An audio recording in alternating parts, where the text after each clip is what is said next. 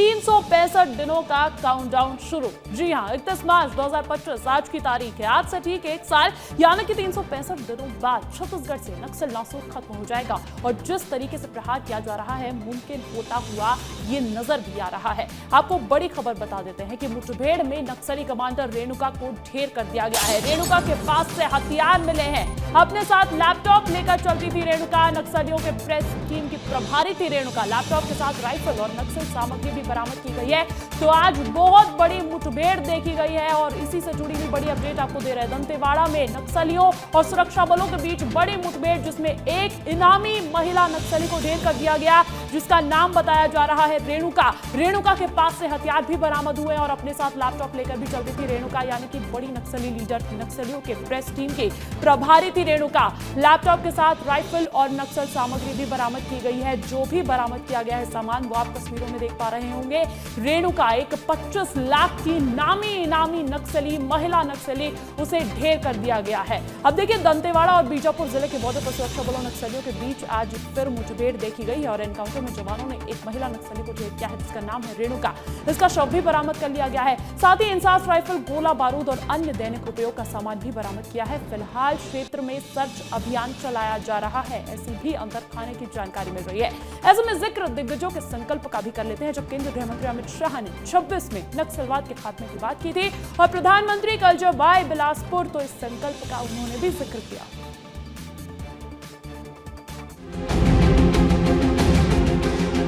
विश्वास के साथ आप सभी को बताना चाहता हूं कि 2026 मार्च तक आप सभी के सहयोग से ये देश दशकों पुरानी समस्या से मुक्ति पा ले। बीते दशकों में कांग्रेस की नीतियों की वजह से छत्तीसगढ़ सहित देश के अनेक राज्यों में नक्सलवाद को बढ़ावा मिला। देश में जहां जहां अभाव रहा, जो क्षेत्र विकास से पीछे रहे, वहां नक्सलवाद फलता फूलता रहा। हमारे नौजवानों की अनेक पीढ़ियां खप गई। अनेक माताओं ने अपने लाडले खो दिए, अनेक बहनों ने अपना भाई खो दिया।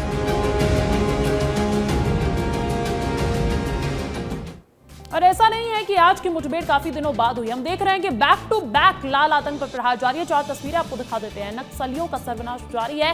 4 बड़ी स्ट्राइक पिछले 4 दिनों की ही देख लीजिए आप। बीजापुर कांकेर में 20 मार्च को 30 नक्सली मारे गए थे। बहुत बड़ी स्ट्राइक इसे माना गया। और उसके बाद एनकाउंटर होता है सुकमा में 29 मार्च को, जहां पर 17 नक्सलियों को ढेर कर दिया गया। बीजापुर में 30 मार्च को 50 नक्सलियों ने खुद ब खुद आकर सरेंडर कर दिया। यानी कि आप सोचिए कितनी कारगर ये जो नीतियां हैं ये साबित होती हुई नजर आ रही है। और उसके बाद आज की अगर बात की जाए, दंतेवाड़ा में 25 लाख की महिला नक्सली को ढेर कर दिया गया है। सीधा रुख करना चाहूंगी संजय ठाकुर मेरे साथ, मेरे सहयोगी लाइव जुड़ गए हैं। संजय, ये जो नाम निकलकर सामने आ रहा है नक्सली, महिला नक्सली रेणुका का, ये नक्सलगढ़ में कितना बड़ा नाम हो जाता है? क्योंकि सर्च अभियान अभी भी जारी है, तो क्या कुछ और भी कुछ जानकारियां और भी कुछ सामान बरामद हुआ है? बिल्कुल अंजलि, बहुत सारे नए अपडेट आए हैं रेणुका से जुड़े हुए। मैं धीरे धीरे वो बता देता हूं। सबसे पहले रेणुका पर कुल 45 लाख रुपए का इनाम था। 25 लाख रुपए का इनाम छत्तीसगढ़ सरकार ने रखा था, वहीं 20 लाख रुपए का इनाम तेलंगाना सरकार ने रखा था। यानी कि तेलंगाना और छत्तीसगढ़ दोनों ही राज्यों के लिए ये महिला नक्सली रेणुका जो है वो सरदर्द बनी हुई थी। इसके अलावा रेणुका का पति रवि सेंट्रल कमेटी मेंबर था। 2010 में आंध्र प्रदेश में हुई एक मुठभेड़ में वो मारा गया था। रेणुका का भाई जो है, जिसे हम गुटसा उसेंडी कहते थे, और मुझे याद है कि साल 2014 में जब उसने समर्पण किया, उससे पहले बस्तर ही नहीं पूरे छत्तीसगढ़ में या आसपास के इलाकों में गुटसा उसेंडी सबसे बड़ा नाम था। वो नक्सलियों का प्रवक्ता था, मीडिया से सीधे तौर पर बात करता था और उसे घोस्ट नक्सली भी कहा जाता था।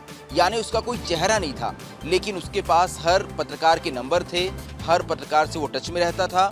ऐसे में उस वक्त गुटसा उसेंडी बहुत बड़ा नाम था। साल 2014 में उसने समर्पण किया तो रेणुका उसी गुटसा उसेंडी की बहन थी। रेणुका जो कि 1996 में नक्सल संगठन से जुड़ी, धीरे धीरे कर वो नक्सल संगठन में ऊपर बढ़ती गई और उसे कुछ दिनों पहले ही यानी साल 2020 में एसजेडसी मेंबर बनाया गया था। इसके साथ ही सेंट्रल रीजनल ब्यूरो सीआरबी की वो प्रेस यूनिट की इंचार्ज थी, यानी कि जो नक्सलियों की एक मैगजीन निकलती प्रभात, उसकी संपादक थी रेणुका। इसके अलावा नक्सली संगठन के द्वारा जितने भी पर्चे जारी किए जाते थे उसकी ड्राफ्टिंग का काम रेणुका का ही होता था। ऐसे में रेणुका नक्सल संगठन के लिए बहुत ही महत्वपूर्ण थी। रेणुका मारी गई तो उसके पास से एक लैपटॉप भी मिला है। उस लैपटॉप में नक्सल संगठन से जुड़ी हुई कई महत्वपूर्ण जानकारियां होगी।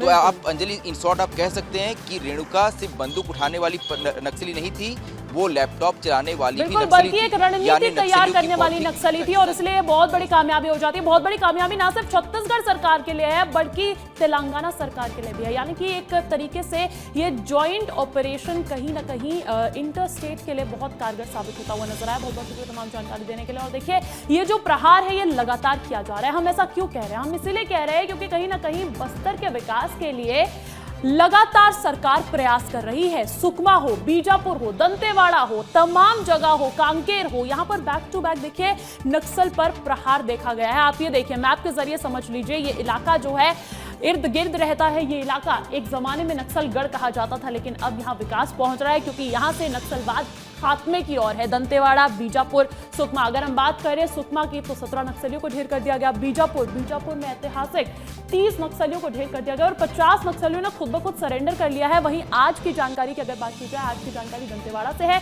जैसा कि मेरे सहयोगी संजय ठाकुर भी जानकारी दे रहे थे कि यहाँ से एक महिला नक्सली को ढेर किया है, लेकिन ये एक महिला नक्सली बहुत बड़ी कामयाबी मानी जा सकती है। इसीलिए कहीं ना कहीं अब बस्तर नक्सलवाद से आगे बढ़कर विकास की ओर जाता हुआ नजर आ रहा है।